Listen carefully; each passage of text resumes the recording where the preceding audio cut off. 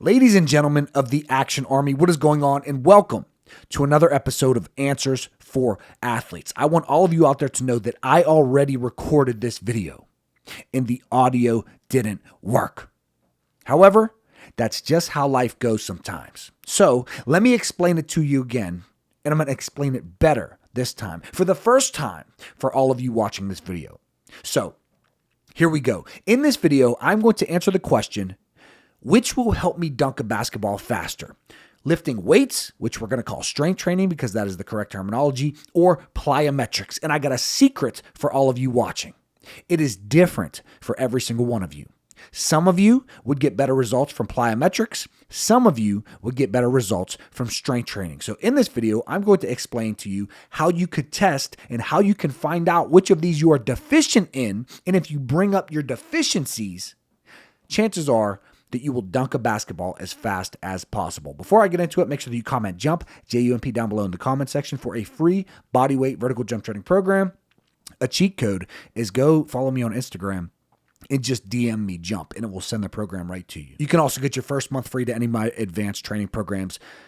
Just click the link in the description or DM me work on Instagram. Now, I'm going to really stop yapping. I'm going to answer the question, which will help you dunk a basketball fastest? Strength training or plyometrics, and how do we figure out which of these we need? Let's say that you went to a scientist or a trained professional and you said, hey, let's say you asked Dr. Andy Galpin the question. You said, hey, what do I need more of to increase my vertical jump and dunk as fast as possible? Do I need strength training or do I need plyometrics? He might have a crazy answer, so we're not going to use Dr. Andy Galpin. I don't want to put words in his mouth. Let's say you go to a random scientist and you ask the question, strength training or plyometrics, which do I need? They would say, well, we need to do a test on the dynamic strength index. So what you're going to do is you're either going to do a 1 rep max back squat or you're going to do an isometric mid-thigh pull while standing on $4,000 to $5,000 force plates. And we are going to test the amount of force that you can produce through a 1 rep max back squat or an isometric mid-thigh pull. And then you're going to put your hands on your hips. You're going to do a counter movement jump as high as you can into the air. And we're going to test your peak force of your explosive strength. And we're going to compare the two, and we will be able to tell which of these you are deficient in, and whichever of these you are deficient in, that is what you will get more results from, essentially, ideally, when training for your vertical jump. So if you're deficient in explosive strength, then you need more velocity-based training, you need more plyometrics, more rate of force development, more reactive strength, yada, yada, yada. If you can't produce a lot of force in your back squat or in your isometric mid-thigh pull, then you might need more strength training and more maximal strength work. But you and I don't got 4 to 5 bands to drop on some force plates or the money to pay a scientist or a trained professional to do so. So the other option is the My Jump app 2 or My Jump 2. It's an app on your phone. It is $15, so it's not free. I'm going to give you a free version where you could just walk into the gym and test for yourself right after this. However, the My Jump app or My Jump 2 actually has what is called force velocity profiling, and it's essentially the same thing. Your peak force from maximum strength, your peak force from explosive strength. Compare the two. Where am I lacking? That is what I need to bring up. I either need to bring up my velocity-based training, my plyos, or I need to bring up my maximal strength with strength training. What you and I can do right now, and this is actually frowned upon by a lot of coaches, and I'm going to explain to you why it is frowned upon, and it deserves to be frowned upon, is the old advice used to be, well, if you can squat 1.5 times your body weight, then you are strong enough. You can produce enough force. You already have the maximum strength necessary to jump high. But if you still can't jump high, then you need more plyometrics, more rate of force development, more reactive strength, more elasticity, more velocity-based training. You need to be over here on this side doing plyometrics. And why that is frowned upon is twofold. Number one is because if a beginner would walk up to me, let's say a dad brings his 12-year-old son. He says, hey, Nathanael Morton, I want you to train my son. And I would say, okay, we're going to figure out which of these he needs more of. Does he need to do strength training or does he need to do plyos? I'm going to have little Jimmy do a 1 rep max back squat and see if he can squat 1.5 times his body weight. Little Jimmy, who has never squatted before, is going to get hurt because He's never squatted, yet I'm telling him to do a 1 rep max back squat to see if he can squat enough so that we know if he can produce enough force to jump high. That's the first reason. You're not going to tell a beginner who has never squatted to do a 1 rep max back squat. The second reason is because squatting is a skill. So if you do have somebody who hasn't squatted much before, then the force production, the maximal force that they can produce is going to be skewed because they don't have the skill of squatting because they don't squat a lot. So the limiting factor is that they can't fucking squat. The technique is not there. So this is not good for beginners. But if you watching this, Gary, I know there's a Gary out there watching. Gary, I'm speaking to you. If you squat a lot, you squat frequently, you're comfortable with squatting, you've squat for the last 4 or 5 or more years, then this might be okay for you to do. You can do a 1 rep max squat or a 3 rep max or a 5 rep max squat and then put that into just Google 1 rep max calculator and then just put it in there. 3 rep max or 5 rep max or even an 8 rep max, but the farther you get away, the less accurate it is. So let's say you squat a lot. You're comfortable with squatting. You have experience squatting.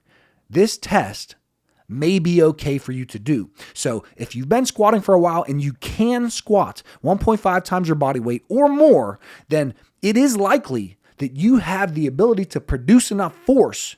But if you still can't jump high, you probably need, if you're an LA Fitness meathead who could squat 405, but you can't jump over a jelly bean, you likely need more velocity-based training, more plyometrics, rate of force development. You need to work up to your high-level plyos. Don't just jump into them. Start small with your low-level plyometrics and then work your way, progress your way over the next few months into bounding and single leg hopping and depth jumps and drop jumps and sprints and velocity-based training, and you will probably see good results on your vertical jump. But let's say you're on the other side. Let's say that you are comfortable with squatting. You've been squatting for a good amount of time, but you still can't squat 1.5 times your body weight or more. Then we could assume that maybe you don't have the maximum strength needed to jump high. And maybe you do need to improve your ability to produce force. So the test that you and I can walk into the gym and do if we are comfortable squatting is a 1 rep max or a 3 rep max or a 5 rep max back squat. And then we can see, can I squat 1.5 times my body weight or more? And that is a very mid yet decent indicator of whether you can produce enough force to jump high. So now let me explain to you exactly what you can do, and we'll come to a conclusion together. There's 3 routes that you can take.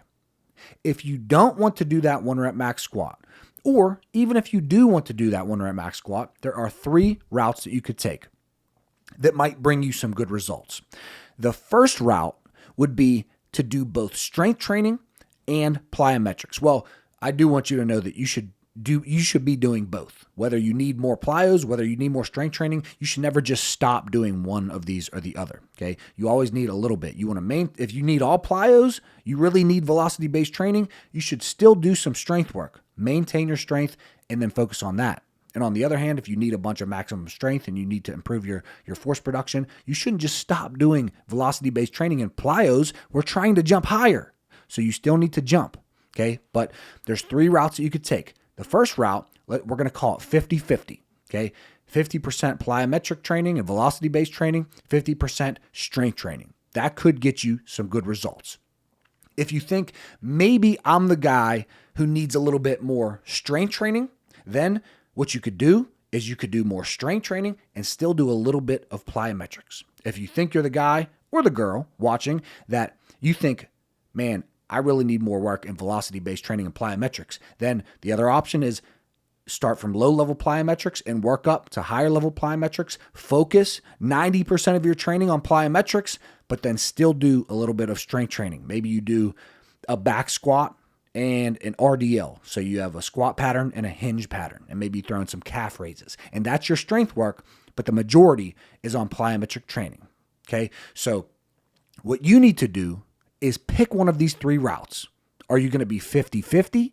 Are you going to be mostly strength training, or are you going to be mostly plyometrics? And I want all of you to know, I am going to do a shameless plug right now. I have 3 programs for this very reason, because everybody is different. I have a program called Beyond the Rim 2 that is a mixture of plyometrics and strength training, and it is progressive periodization in both of these at the same time, so that we take your force production and your explosive strength and we bring them both up at the same time. That could be a good option for you. I have a program called Beyond the Rim Strong and Bouncy. For maybe you're a basketball player who you played sports your whole life, but you need to now focus on strength training to build your explosiveness in your vertical jump. Beyond the Rim Strong and Bouncy is focused on strength training and improving your power, your strength speed, and your maximum strength, the amount of force that you are able to produce. And on the other hand, I have a program called Beyond the Rim Project Plyo, where it is focused. We still have a little bit of strength training in there, but it is focused mainly on low-level plyometrics progressed properly into high-level plyometrics to bring up your explosive strength, your rate of force development, your reactive strength, your elasticity, and everything on this side of the table. So that is a shameless plug. You can get my programs, or you could take all this advice and do your own programming based on everything that I just said. If you are, in fact, interested in any of these programs, you can get your first month free to Beyond the Rim 2, Beyond the Rim Strong and Bouncy, or Beyond the Rim Project Plyo, or all of these. If you choose the option for first month free to all of my programs, you can get your first month free when signing up for any of my advanced training programs. If you have any other questions, leave them down below in the comment section, and I will make a follow-up video on this on the Answers for Athletes channel. Follow my main channel, follow my clips channel, follow my podcast, follow my dog Cairo on Instagram. I love you all, and I will see you tomorrow in the next video. Answers for Athletes. Peace.